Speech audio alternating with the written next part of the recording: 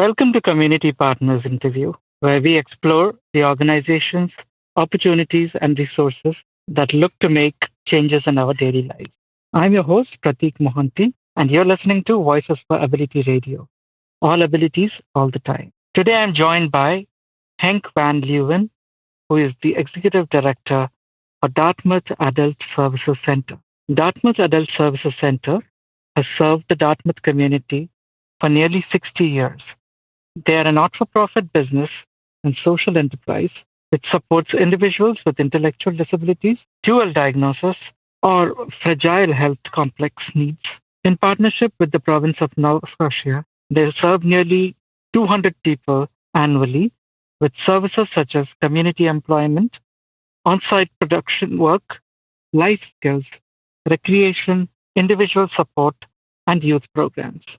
Their vision and mission barrier free community for individuals with intellectual disabilities.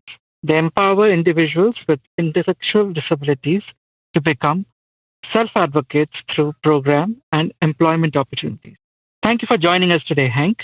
Thank you, Prateek. Very nice to meet you. And thank you for inviting me to your program. I appreciate it very much. So tell us a little bit more about you. What inspired you to work at Dartmouth Adult Services Center? Why work with individuals with disabilities? Well, I appreciate that question very much, and you're making me think to answer it. But it predates my arrival at DASC. So I have been working at DASC for 5 years, and I first joined the disability support space in 2013 when I worked with Easter Seals Nova Scotia. And what motivated me to first work there and get involved in the sector is I have a niece who lives in America, my sister's daughter, and she has Down syndrome. So I've kind of had a couple of different careers. So my first career was in broadcast journalism. So I used to work for the CBC in different stations and cities across the country. And when I left the CBC, I started working in the non-for-profit sector, and I quickly discovered that the skills that I had in storytelling and communication that I used in broadcast journalism, I could transfer to the non-for-profit sector and use those skills to help people tell stories, help amplify the voices of people who perhaps would like their voices amplified or shared. And yeah, so it was really my niece Grace who I saw the work and the energy and the time and commitment that my sister was investing in to find supports for Grace and for Grace to be included in her everyday community and life. And there was an opportunity. There was a position open to be CEO of Easter Seals Nova Scotia. Long story short, I applied for it. I got it. And I worked there for almost 5 years and had worked for another organization in between. And then I found that I missed that feeling of having working so closely with people with disabilities and being in a work environment where it's like a family. It's intimate. People share their aspirations and their abilities and their stories. And I missed that. And there was a gentleman who I know who was recruiting for the position of executive director of DASC here in Dartmouth, Nova Scotia. And he asked me, would I be interested in having a conversation about it? And I said, yes, I absolutely and enthusiastically would. And so I was fortunate enough to get that position. So I like I said, I've been at DASC for about 5 years now. Fantastic. Well, while doing my research, I saw that you have a couple of programs that you offer. Can you tell us a little bit more about these programs? Sure. So it's interesting in the intro, you said DASC has been around for nearly 60 years. Well, I'm happy to share that. In fact, this year, 2026 is indeed our 60th year. So we are celebrating 60 years of community service in the Dartmouth community here in Nova Scotia. And so DASC is we're a non-for-profit business and social enterprise. And we have multiple programs, and we have programs, some of them focus on employment.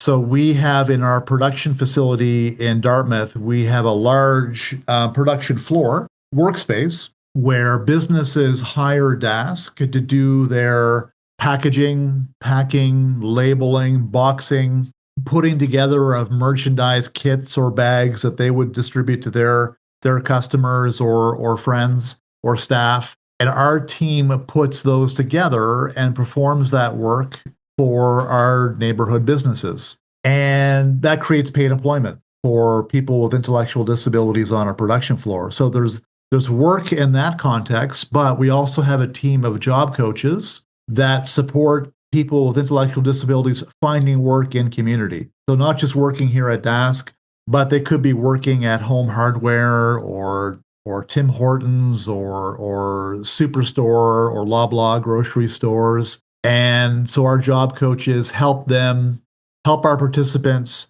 put together resumes and help them prepare for interviews, help them with pre-employment skills and what to prepare for in a job interview.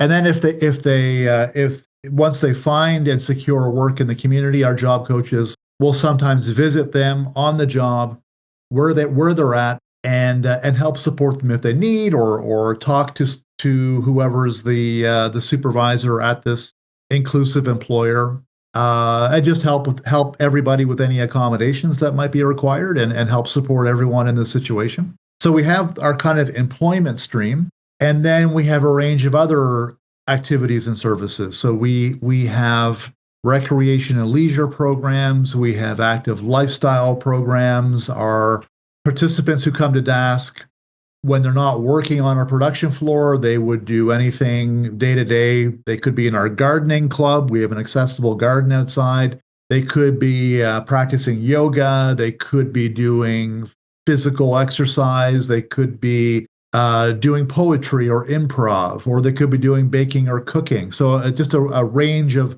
non-employment activities to choose from.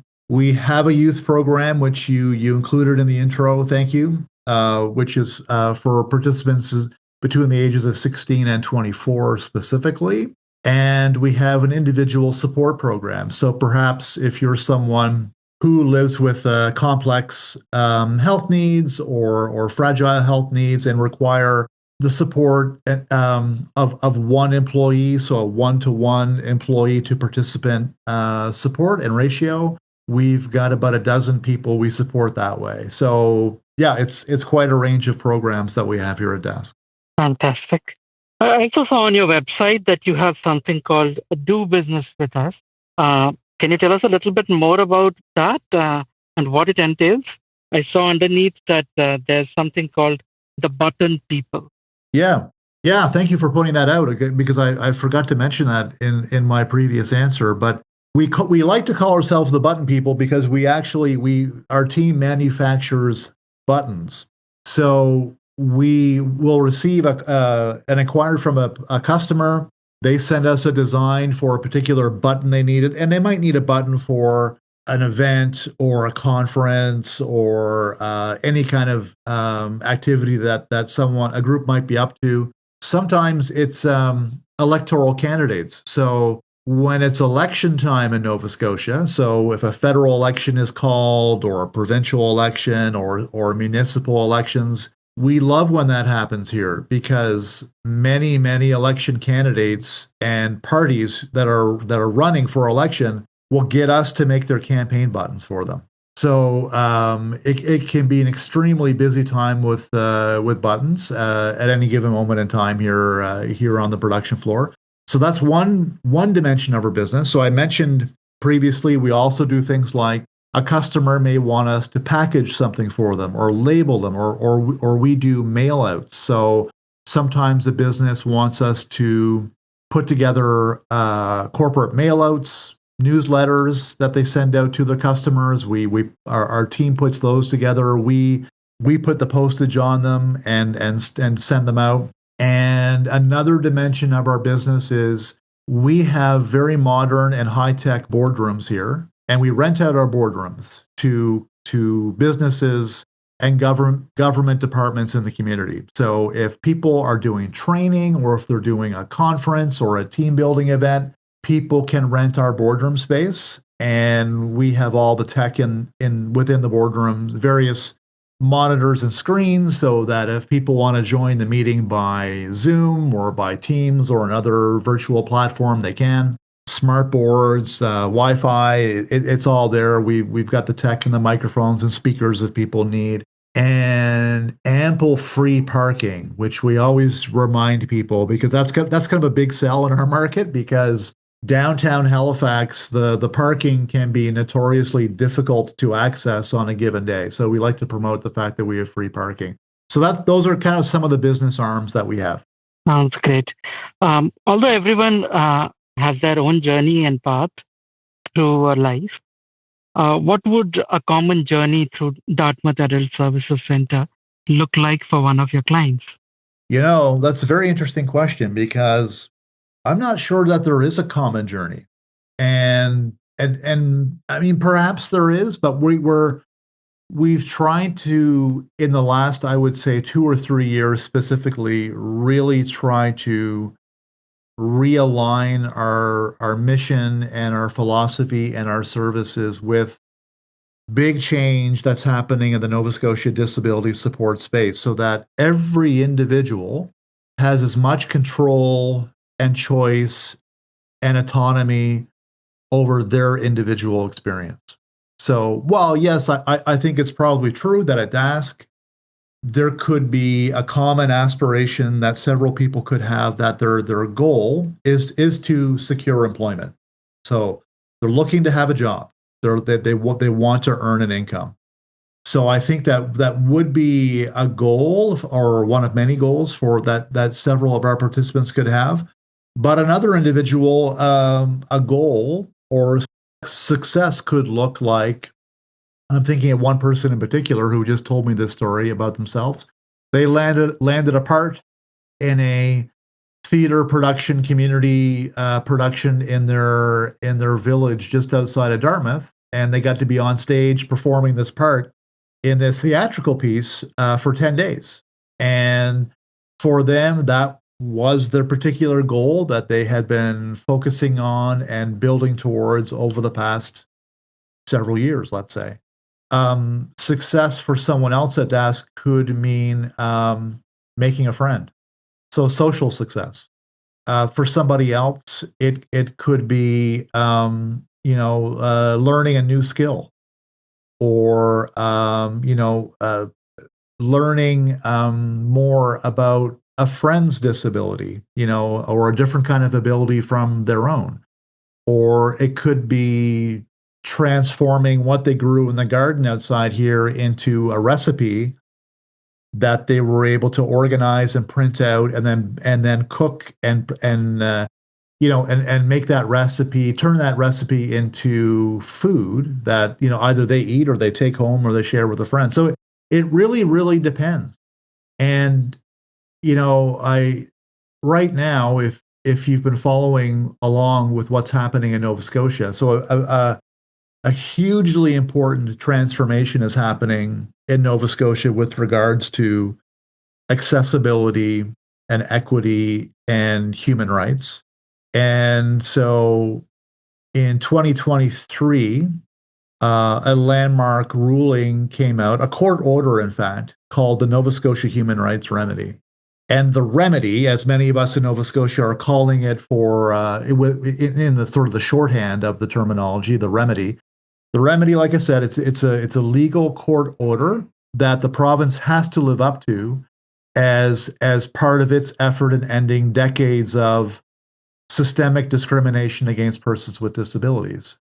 And so the entire disability support sector and disability support space is reimagining itself and renewing itself to meet the priorities of the remedy. And the remedy basically says, I mean, I can't possibly distill the remedy for listeners here today, but if anyone were to Google Nova Scotia Human Rights Remedy, it's 131 pages long, and it basically says things like anyone living in an institution should no longer live in an institution. They should be able to live wherever they choose and with whom and in whichever community they want to take part in and live in. The remedy also says that people should have as much choice and control and autonomy over their lives as possible. The remedy will also eventually make sure that anyone in Nova Scotia who's on the disability support program will receive their own individualized envelope of funding that they'll be able to use to choose and spend on a program or service of their choice in their community. So DASC is in the middle of all of this. So DASC historically has been a place that people or their natural supports or their advocates or families have applied to be admitted to so that they could have a vocational experience, potential to gain employment skills, potentially find work, or participate in other activities. But and currently they don't have to pay for that, right? So they apply to come to a place like DASC to try to actualize and realize those individual goals they might have. But in future, with people's individualized funding, they'll be able to choose and pay for services from anywhere. And that could be a program at the YMCA, or it could be a program like DASC. So DASC has to try to meet the needs of people who are looking for programs and services, and we have to kind of figure out what people want, because we want to continue, obviously, to be a place and a destination that people will choose with literally their money. Perfect. So, are there any restrictions to the services at DASC, such as age, caregivers, or family members only, things of that nature? I'm sorry, can you repeat the question? Sure. Are there any restrictions to the services at DASC, such as age, caregivers, or family members, things of that nature?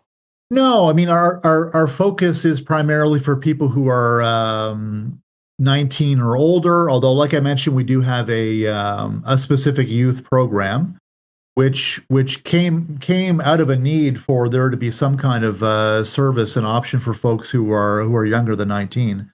So what was once a pilot youth program is now embedded as part of our regular program offering for the last 4 or 5 years.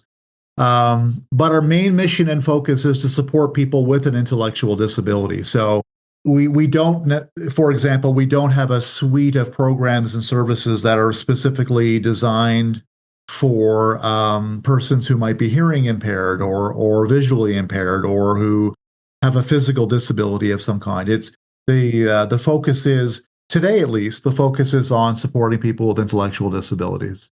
And we do, as I mentioned, we have different kinds of programs with different kind of levels of support. So it could be that someone needs one-to-one staff support, and everyone's ability and aspiration is different. So somebody could be in a larger program where they can work on a business contract with 10 others and be supported by 1 or 2 staff. So it depends on the individual. So without using any names, can you share a success story with us? What supports were put into place when someone asked for help? Oh, that's a good question. I mean, this probably would happen every day at DASC, and a request for support could look like different things. I'm trying to think of an example. So we recently hired someone, like one of our program participants, to work at our front desk reception. So she works at our front desk, helps greet visitors and guests and customers at DASC. She works in the front desk 3 days a week. And there are some tasks that she identified to us that maybe she needs support with, and that could be perhaps their reading or their literacy skills aren't the same as someone else's. And so, maybe they can't forward emails that come into our main email address, info@DASC, but our job coaches might go out and sit with them and help them sort of catch up on the emails, help them to determine their level of importance. Do they need to be forwarded to somebody? So that's just one particular accommodation that we've made there recently. So are there any events coming up for DASC? Yes, we always have events. We have an annual fundraising event. We don't have a date for it yet, but we've done this for the last 3 or 4 years. and it's called Laughability. And Laughability happens in the winter. And it's a fundraising event for DASK where comedians with disabilities perform stand up comedy on stage. And many of our participants here at DASK get involved as well. And they practice and rehearse telling their jokes. So that's Laughability. We have an art show happening in October. And the art show will be where participants will be selling and auctioning off pieces of artwork that they've created here at DASK. And I guess in an immediate sense, we're planning to have a bingo. So we just held our first ever fundraising bingo night, and it was wildly successful. We had 100 people show up that night. We raised $3,000. And what was fabulous about it was everybody played. It was participants who come to DASK played, staff played, people from the community, bingo enthusiasts showed up and heard we were doing, like, everybody played. It was really a lot of fun. So we're doing another one on July 16th. And our annual general meeting actually takes place on June 25th. So that'll be coming up very, very quickly. Great. Well, what is the one thing that you see happening over and over again to individuals with disabilities that shouldn't be? And how do you stop it? What is one thing that is happening over and over again to persons with disabilities that shouldn't? What an excellent question. I would say, I mean, when we talk about barriers, we often think about physical barriers, right? And whether that's transportation or supports to gain entry into something. And that could be entry into a building or perhaps entry into any kind of experience. The thing that I guess that I would see over and over again is attitudinal barriers. So assumptions or attitudes along the lines of, well, that person is unable to do this, or that person couldn't possibly do this, or we're just not even going to consider or think about that opportunity for so and so because they couldn't possibly do it. And so, yeah, I would say what I see on a regular basis, just community at large, attitudinal barriers, and how we erode that and chip away at that is, I think, by people and businesses and organizations that model inclusive practices. Like, I can tell you, I'll name this employer because they are absolutely fantastic. They're a company called Southwest Properties, and their office is in downtown Halifax. And they hired two of our participants to work in their office, and they do the cleaning there.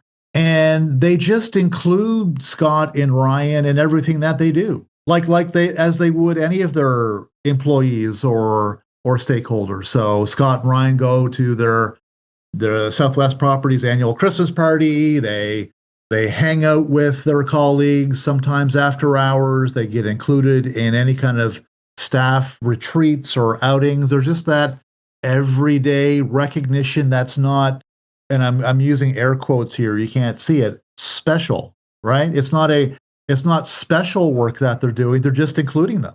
And so we love and recognize community employers like that, who just choose to include. And I'm always struck by hearing from businesses who are always so satisfied and so happy that they've hired someone with a disability, not because necessarily it's the right thing to do, and yes, it could be the right thing to do, but because it's good for them and their bottom line in their business. Because persons with disabilities, they show up on time, they don't call in sick regularly, they take great pride and loyalty and ownership in the job that they have with the business. And they end up being terrific, just champions for the business, and they get the job done. So, yeah, we need more Southwest Properties employers out there. Great. Well, if someone wanted to become a member or a volunteer with DAS, what is the process for joining as a member or a volunteer? Well, as a volunteer, they could reach out to myself, or we have a manager of business development, and our email addresses are on our website, dask ns.ca. So that would be the easiest way to go about that.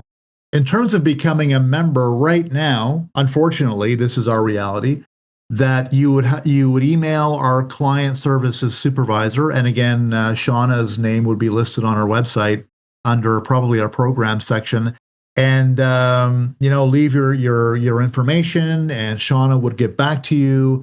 And I say unfortunately because right now we have a wait list. So the way we're configured now is we have a maximum number of people that we can currently serve at the moment in our programs, with exception potentially of community employment, because we're always hearing from new people who are hoping to be paired with one of our job coaches to find work in community. But here at our physical space in Dartmouth, we're kind of at maximum capacity. We are very hopeful, though, that one of the positive things that will come with the Nova Scotia Human Rights Remedy is that as people get that individualized funding I was talking about, and once we begin actually selling our programs and services, is that the more people that get in the business of providing inclusive programs like DASK, there'll be more opportunities and more space and more things for people to become a member of. Not necessarily just ask. That's one of the things I'm hopeful about with the Nova Scotia Human Rights Remedy. Well, what is the one thing that everyone needs to know about task? I would say the one thing that everyone should know about DASK is we have an incredibly dedicated and professional team here. And when I say team, I mean that in the broadest sense of the term and the word. When I say team, I say the participants who come here every day to either, live out their goals of finding employment in community, or just participating in maybe our more social or recreation type programs, but also our employees, our staff. So our staff are trained and have expertise in inclusion, essentially. They're first aid trained, they're medication trained. They are trained to support any individual's abilities, aspirations, help with accommodations, patient, supportive, kind. We're in the business of kindness and in the business of inclusion. And I just see it play out. Like, I can't count the number of times I see it every day. But the people here are just fantastic. They are just exceptional, and I'm so proud of the team that we have here at DASK. That's great to hear. Well, if listeners are looking for more information, how can they reach out to you? Probably the easiest is our website. So again, it's DASK, DASC dash or hyphen ns.ca. So there's contact. My email's on there. Our front desk reception email is on there, and then anyone looking to either find out about our programs or our events, or how they might want to be able to help. Maybe it's make a donation. You can really find that through our website. And our social media game is pretty good. Abby, our manager of business development, does an excellent job in regularly updating our Insta and our Facebook, and we're also on YouTube. So we've just produced 3 new videos that illustrate our programs and services through the voices and testimonials of the people who use them. And those videos can all be found on DASK's YouTube channel. Well, that's great. Thank you so much for lending us your time and attention. Have a fantastic weekend ahead. Thank you. I hope you have a fantastic weekend too. And to everybody listening, thanks for learning and listening to me tell a little bit about the DASK story. And thank you so much for inviting me on your show. It's been a lot of fun.